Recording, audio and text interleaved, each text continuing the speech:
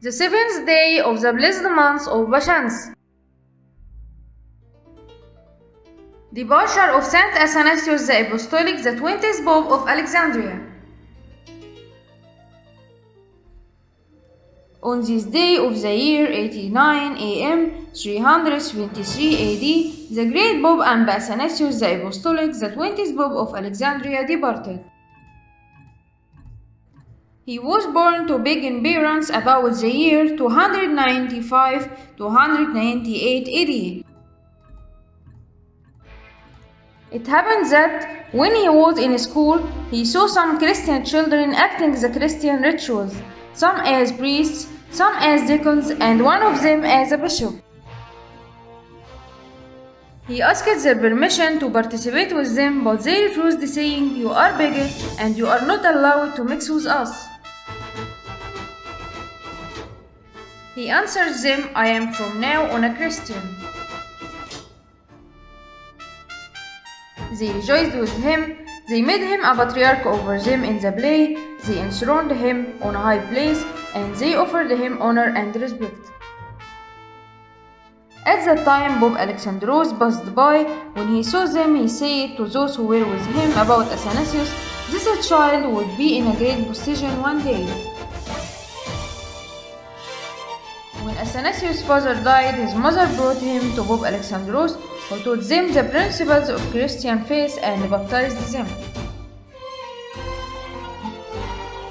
They gave their money to the poor and stayed with the Pope, who taught Athanasius the church subjects and ordained him deacon and made him a personal secretary. The gift of the Holy Spirit increased in him. He was chosen patriarch on the 8th of Bashans of the year 44 AM 5th May 328 AD, after the departure of Pope Alexandros.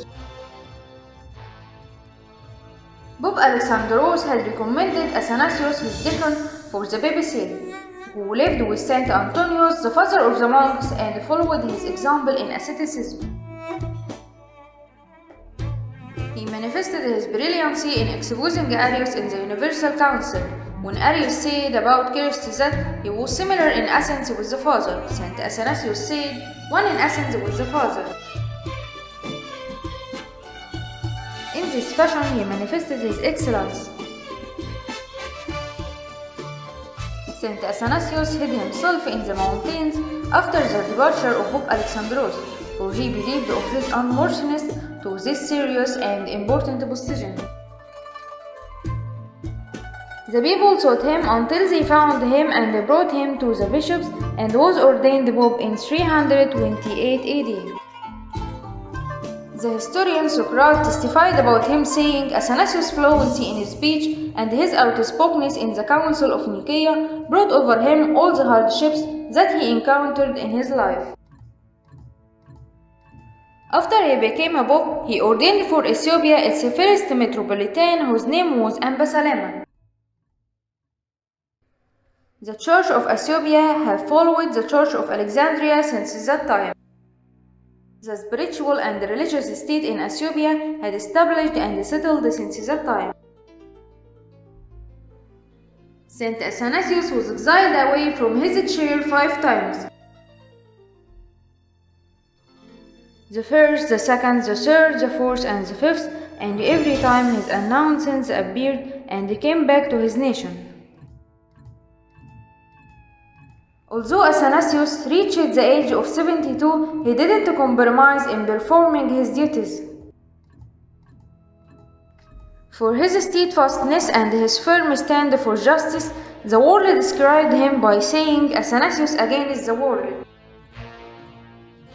He wrote several books about the Arians, on the Incarnation, and other subjects. Abba Cosma, the 44th Patriarch, praised his publications by saying,